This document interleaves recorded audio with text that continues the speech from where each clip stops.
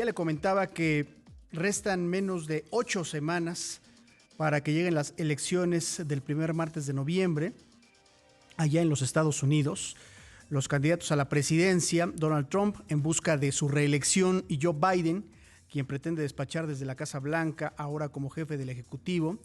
han puesto en su mira la conquista de los votos del electorado y en ese objetivo los de la comunidad hispana, particularmente los mexicanos. Especialistas anticipan que las propuestas de ambos políticos tendrán una repercusión directa en la vida de los más de 60 millones de migrantes latinos que viven allá. 65% de ellos, alrededor de 50 millones, son de origen mexicano. Se habla, entre otros asuntos que han afectado a México durante los 4 años de gobierno de Donald Trump, la política de asilo a través del programa Permanece en México, que ha dejado a casi 80,000 personas varadas en la frontera mexicana. Lo mismo el tema DACA. El republicano mantiene su idea de desmantelar este programa que beneficia a más de 800,000 jóvenes, 80% de estos Dreamers de origen mexicano. Se habla que Donald Trump podría traer una base electoral de latinos de alrededor del 20% que pudieran apoyarlo pese a todo lo que ha ocurrido en estos años, porque han recibido últimamente el apoyo del gobierno federal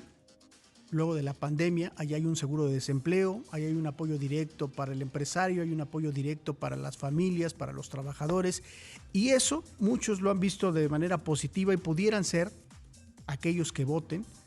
en las elecciones del 3 de noviembre. De hecho, muchos mexicanos que han mantenido el envío de sus remesas a nuestro país ha sido por ello, porque tienen el apoyo del gobierno federal, del gobierno de Estados Unidos para su empleo y tener recursos para enviar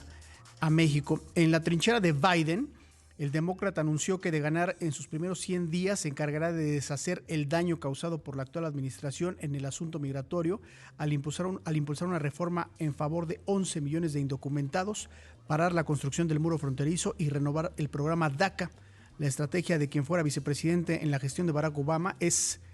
según dijo en la convención demócrata, asegurar los valores de Estados Unidos como nación de inmigrantes. Platicamos con Eunice Rendón, ella es internacionalista, especialista en el tema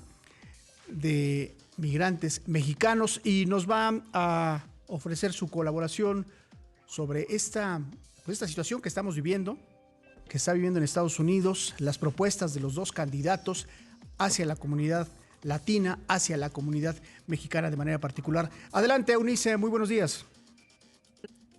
Bueno, pues estamos cerca de las elecciones en Estados Unidos y lo que hemos visto en los últimos meses, afortunadamente ha habido una ventaja en la mayoría de las encuestas para el candidato demócrata Joe Biden, con su, por supuesto, compañera de fórmula Kamala Harris, mientras que Trump pues no ha sido tan beneficiado en las mismas. Sin embargo, los últimos días y semanas se han acercado casi en un empate con un 5% de diferencia en cuanto a sus propuestas para los latinos. Lo que observamos es que Trump mantiene una línea muy similar a lo que ha venido aplicando como presidente de los Estados Unidos. Habla del muro, habla de sus 19 logros en materia migratoria, que más bien son 19 hitos antimigrantes. Recordemos que además el racismo ha aumentado con este presidente en casi un 30%, especialmente en contra de los latinos. Y bueno, todo el asunto también de la población afroamericana ha sido un problema y ha sido muy digamos, apoyado por el presidente Donald Trump, o al menos su discurso ha ayudado o ha colaborado en que existe este racismo y este maltrato. También vemos el tema del muro, vemos el tema de los Dreamers, estos jóvenes que llegaron desde muy pequeños y él pues los ha atacado desde el 5 de septiembre de 2017 y ahora,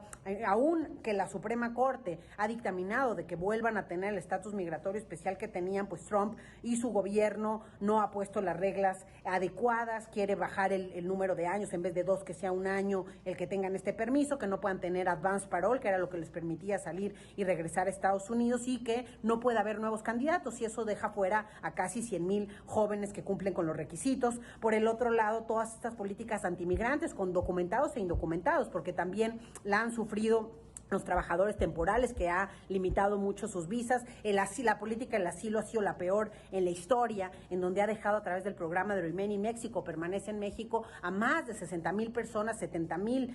casi 80,000 personas más bien, desde que inició este programa, varados en la frontera mexicana, que muchos han tenido que regresar a sus lugares o que la están pasando mucho más difícil en época de COVID, porque están pues en contextos de campamentos, en donde no hay una posible sana distancia y tampoco los elementos y los instrumentos para la higiene que se requiere. En fin, Trump va a seguir con la separación familiar, con los centros de detención migratoria, que también tienen condiciones y violaciones de derechos humanos muy importantes. Él va a seguir en esa línea porque es lo que presume. Por su parte, Biden promete una reforma migratoria mucho más integral, no solamente para los latinos, sino también para los 1.7 millones de asiáticos, para las poblaciones también de otras latitudes. En el caso de los latinos, para los Dreamers, porque que en su mayoría estos jóvenes, el 80% son mexicanos, promete darles un estatus legal migratorio permanente. También promete acabar con las políticas antimigrantes de Trump, por ejemplo, el programa de Remain in Mexico, Permanece en México en términos del asilo. También promete acabar con esta separación familiar y con algunas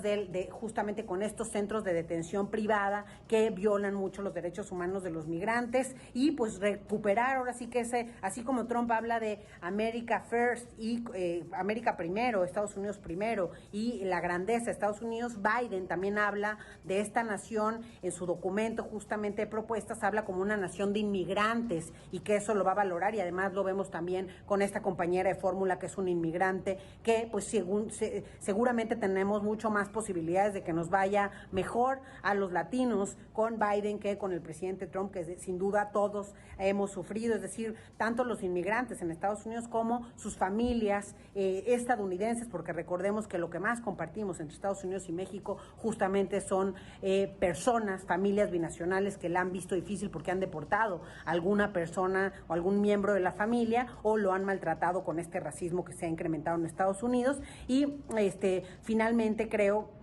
que es muy importante también el regresar a los organismos internacionales, a la ONU. Recordemos que Trump salió de muchos de los pactos, por ejemplo, el de la migración, desde este organismo, a pesar de ser el país con más migrantes en su territorio. Y bueno, seguramente con Biden veremos algún escenario mejor. Las deportaciones expeditas también han crecido en términos de deportación. Quizá también podamos ver algunas diferencias con Biden, aunque pues Obama, a pesar de ser más amable, pues también fue el deportador en jefe, no olvidemos eso. Pero bueno, sin duda el panorama es mejor con Biden. Gracias, Eunice Rendón, especialista en la relación México-Estados Unidos y particularmente en el tema migrante. Solamente comentarle que esta entrevista, junto con una que le hicimos a Enrique Perret, director de la Fundación Estados Unidos México, la puede leer el día de hoy en el diario Excelsior, en la sección global. Centran la mira en el voto mexicano. Trump y Biden saben que los 60 millones de latinos en Estados Unidos pueden inclinar la balanza, según destacan especialistas.